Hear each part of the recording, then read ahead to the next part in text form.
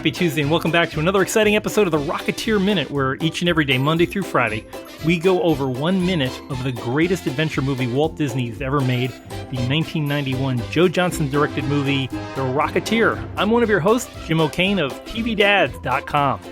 And I'm Hal Bryan of the Experimental Aircraft Association here in Oshkosh, Wisconsin. Welcome back. And I'm today's guest, Brian Fies. I'm a writer and a cartoonist. I've done comics called Mom's Cancer, The Last Mechanical Monster, and relevant to today's minute, Whatever Happened to the World of Tomorrow. As I've said before, I'll say it again, that is one of my top all-time favorite graphic novels by anyone. It's actually, there's a three-way tie for first place, and you're right there, right up there, Brian.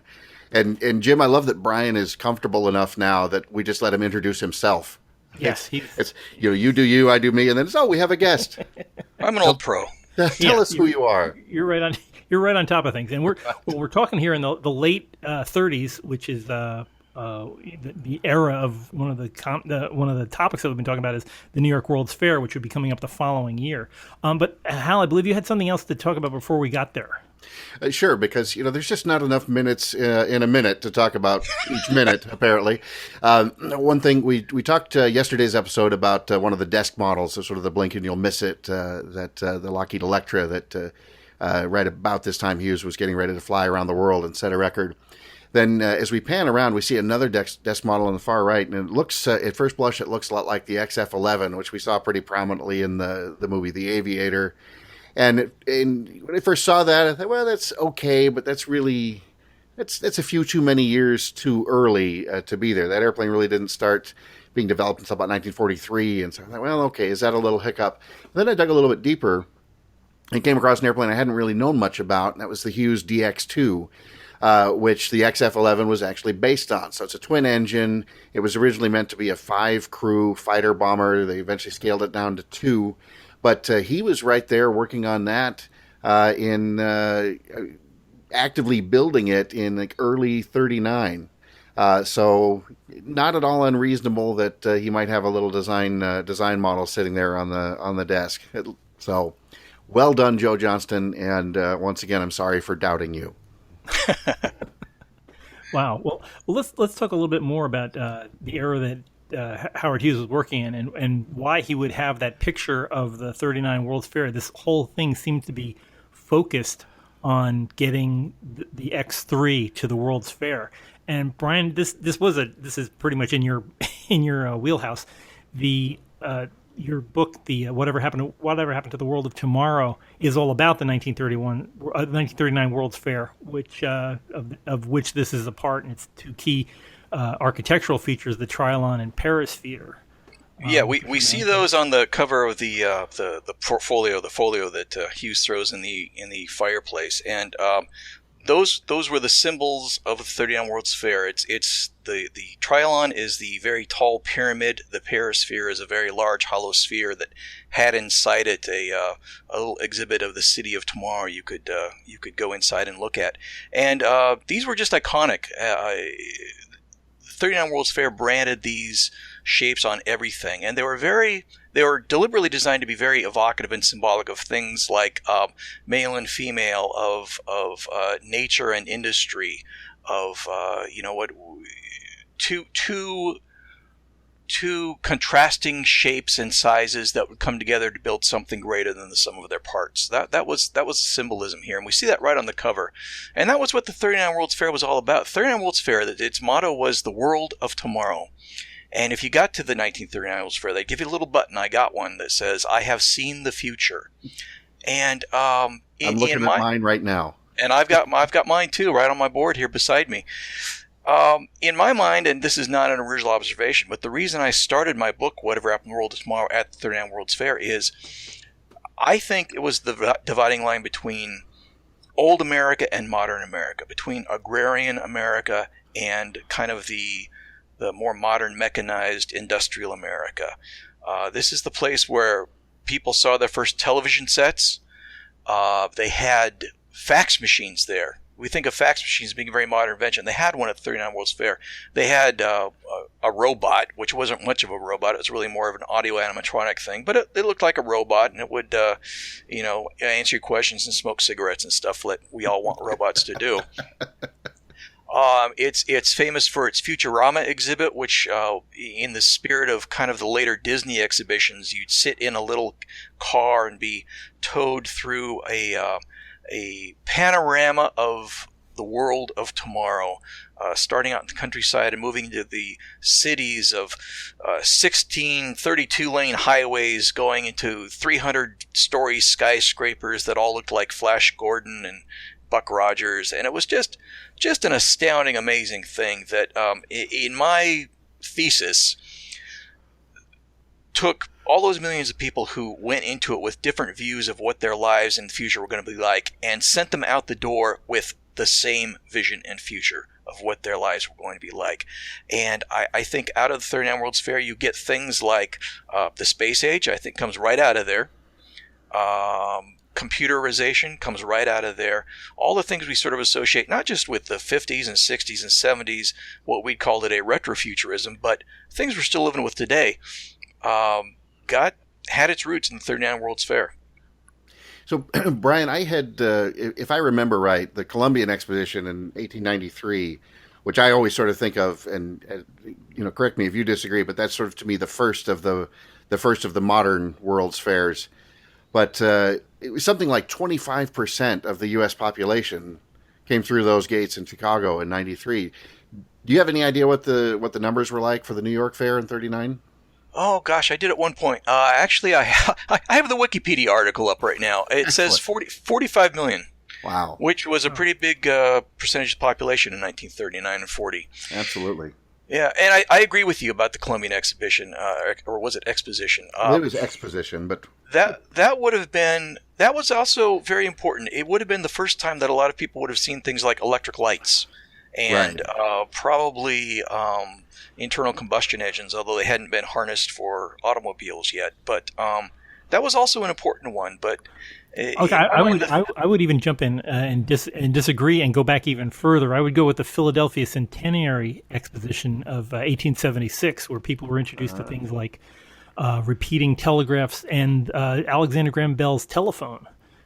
We also saw a large demonstrations of reciprocating engines, advances in steam that had not been, we had the locomotive, but applying it to major industries for doing things like tamping and crimping and all kinds of metal work that hadn't been used before at those levels. Maybe not from an agrarian to an industrial, but it was showing the hints of where technology was leading us. I'm not sure what the percentage of people running through Philadelphia was in 1876, but we do have a long American history of showing off the future. And you two guys have just totally invalidated the entire point of my book. So I appreciate you for jerking that rug out from under me. Thank you. But, regardless. All good points and all fair. There's also a sadness to the 39 World's Fair because everybody knew what was coming. There were countries that couldn't attend the World's Fair, couldn't set up their pavilions because they'd already been taken over by Nazi Germany. Czechoslovakia intended to have a World's Fair, but by 1939 there was no Czechoslovakia. So there's this sort of yes, we're celebrating the world and peace and prosperity and progress, but at the same time, everybody knew that things were going to get a lot worse before they got better. So there's this real sadness looming over the whole event too. That I think is reflected in the Rocketeer movie. The first thing we see is Howard Hughes talking about Howard Hughes wants to use these jetpacks for peace. The Army wants to use them for war. Everyone knows there's a war coming. And these are the arguments and discussions people were having in the United States at the time. I was trying to find out if there was an actual connection between Hughes and the 1939 fair, and I don't see. I haven't been able to find a direct link, but I would think that Hughes would be the kind of a guy that would be looking at the future. He was always at the front end of at least for aviation and aeronautical engineering. He saw a little bit further into the future than others did of his time, I think. I agree with you. I'm not aware of anything Hughes did in relation to the fair, but he would have been perfect for it. He would have been a perfect fit. Would you compare him to an Elon Musk? I'm not sure if he's that far, far ahead on things, but he did seem to want to use new alloys, new shapes, new engine types, and a firm believer in research as well. I mean, he was rather involved with building high-speed wind tunnels and stuff like that. Sure, I think that's a fair comparison, and stretch it further. They're both masters of public relations. They're very flamboyant personalities, and they make sure everybody knows their name. I would agree. Right, yeah, absolutely. And of course, right around this time, at least that this is taking place too, you had Howard Hughes, working on movies, working on Hell's Angels and things like that. Hell's Angels really would have been the first one. And that being an arm of that sort of public relations thing, but also a hobby and a great way to meet women, apparently. Well, sure. But before we get off the fair, too, I wanted to talk a little bit, take another direction, and talk a little bit about the director Joe Johnston, who is obviously a fan of the 1939 World's Fair, and long after the Rocketeer, he was hired to direct the movie Captain America: The First Avenger, the very first Captain America movie, primarily because of the look and feel he'd established on the Rocketeer. And Captain America doesn't have a 1939 World's Fair, but it has a 1943 Stark Expo, which looks exactly like sort of an amalgam of the 1939 and 1964 World's Fairs, which were held in the same site in Flushing, Queens, or Flushing Meadows, Queens. There's an interesting cinematic through line from the Rocketeer through Joe Johnston and then into all of the Marvel movies that have come out in the last 10, 11 years, however long it's been. The first thing we see in Captain America is Steve Rogers and Bucky going through this fair, which looks exactly like the 39 World's Fair, has the same themes of hope and progress and technology and all of that in the shadow of World War. We later, in other movies, through the Iron Man movies, we see a Stark Expo 74, which looks exactly like the real World's Fair of 64. There's a Stark Expo of 2011, which I think in the real World Fairs has kind of run out of gas by 2011. But Stark Expo 2011 looks like a pretty good time. So Joe Johnston kind of had a hand in taking what must be one of his favorite topics is it is mine, this 1939-40 World's Fair, establishing, using in the Rocketeer, using exactly the same ideas and the same themes in Captain America, and then other filmmakers took that and run with it through Iron Man. I think it's just a really interesting thread of about 25 years of film history there. Yeah, and he's very much interested in the world on edge. There's an edge quality. You are, as you were saying, it was peacetime, but war was obviously coming. And we're seeing in the Rocketeer, we're seeing the edge of something else. We're going to be going back from watching Howard Hughes burning up this folio, back to the interior of Bigelow's hangar, where we're seeing a World War I era biplane parked in the back, and that's kind of the previous world before. We're looking at the World War I era, and now we're going to get into the world of monoplanes. In the case of Cliff and Peavy, we're going to get into the world of rockets. So that's a really neat thematic thing you just pointed out there. That we're seeing right there in that movie, in that scene, in that very hangar, we're seeing the transition from old planes held together with glue to what would be in a few years fighter jets and stuff. That's what the 39 World's Fair was all about. The 39 World's Fair was going from horsepower, literal horsepower, to giant diesel locomotives and huge finned Chevys, things like that. And for the record, Brian, I don't like to speak for Jim, but I'm just going to arbitrarily. Neither one of us invalidated your thesis whatsoever with whatever happened to the world tomorrow. I had no hard feelings. I know. But kidding aside, I do think you really hit it when you talk about that 39 fair as that was to me, that's still the crescendo of the fairs. I've got affection for the 62 fair, having lived a lot of my life in the Seattle area. Love the 64, 65 fair, going back to New York. But I think everything just peaked at 39. It was the most optimistic in the face of the biggest challenge, and it was it just seems like it was that perfect combination of just absolute utter looking ahead and we're afraid of what's about to happen, but we know that that our minds can sort of give us better lives and lead us through all of this. Yeah, I think that's exactly it. And that's a spirit of optimism that I think Joe Johnston really captured in the film as well. Absolutely. He also has a good sense of California in terms of, in a couple of different senses. There's he has an idea of the optimism of the time in California and that general spirit of invention that we'd see later. I mean, these are two Californians, Hughes and Peavy, that are involved in aeronautical engineering. But while this is the same kind of garage mechanics that would build up things like Hewlett-Packard and Apple and things like that. It's this whole nursery of new opportunities and building on other people's successes. I mean, we're going to see later on Peavy taking Hughes's machine and making it better and improving, getting rid of the parts that killed previous pilots.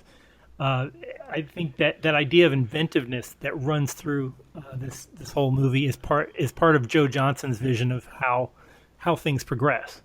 And like you said, Brian, it's a very optimistic view of the world. But meanwhile, we're back with financial problems between right. Bigelow and Peavy and Cliff, who just handed him a bill for $300 worth of gas, or 300 gallons of gas, which is, I guess, going at maybe 20 cents a gallon back then. I'm not sure. Something like that.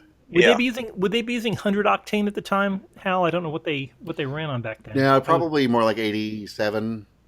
Okay. Something like that at this point, but certainly coming up to 100 very soon. Yeah, I'm just wondering if he was saying that we're going to have to sell the GB for scrapped. I was just wondering if they're going to sell the stuff that's in the instrument panel. That's got to be worth some cash. Right. I was trying to figure out how much a scrapped GB would be worth, and I would think there's a couple of things in there that you could grab that might make enough money. Although maybe they're just trying to save those for the next aircraft that they buy. Sure. And in any case like that, the engine, even just the core of the engine, depending on how many 45 caliber Thompson slugs have gone through it at that point, the engine's got some real value. Yeah. I was always interested. You're talking about finances, and I hope I'm not stealing your thunder, Jim, because we didn't talk about this, but I know we think alike. But they're talking about how many gallons, and then of course I'm getting a little bit ahead. We're talking about doing the Clown Act. That's worth $15 a shot. So $1938. If you translate that to today, I get just over $250. Wow. So $250 for each time you go up and do the Clown Act. I know a lot of airshow pilots who would be pretty happy to make that kind of money today, because the airshow pilots are kind of like photographers and things like that people always want to pay them, quote unquote, in exposure. Yeah. So, well, get your name out there. Cartoonists too. We get that a lot. Excellent. Yes. Yeah. And podcasting. We'll get into that later. I was trying to figure out if he's. I was wondering how much money we're going to have to do some math on this on one of the later episodes when we actually see one of Bigelow's air shows. How many people are there? I'm assuming that they're paying a nickel apiece to be in on it. Right. So if we just do a rapid crowd count and just figure out if Bigelow can pay them. I don't know how many, at 20 people per dollar, he's going to have a lot of people seeing the show to pay for the two of them in there. Especially, they can't be the only air act, I would think. Oh, absolutely not. No, we do see later. We see the races, and presumably, so there's lots of other airplanes around there that would be appropriate for aerobatic displays and things like that. So that's another thing that I wondered about during the Bendix Cup and things like that. Do they actually have clown acts going on in the middle of? They're talking about drifting into the race lanes, but I can't imagine having an air show while you're having a race on the same course. Not at the same time. That would be a pretty big stretch. So although. We'll talk about this, I think, when we get to that scene. But I'm not sure that Malcolm, he would take off and he would launch and maybe be ready to go do the Clown Act, possibly, and then comes back too early, too soon. But we'll figure that out. Yeah, it'll be there. But I think you've identified the only implausible plot point in this movie. That might be it. Yeah. We'll just zero in on that, and we can write that off. That'll be okay. I do like the acting here by the late John Polito, though. He's a fantastic Bigelow. He comes across as a bit of a used car salesman, and he knows when he has people over a barrel. Yeah.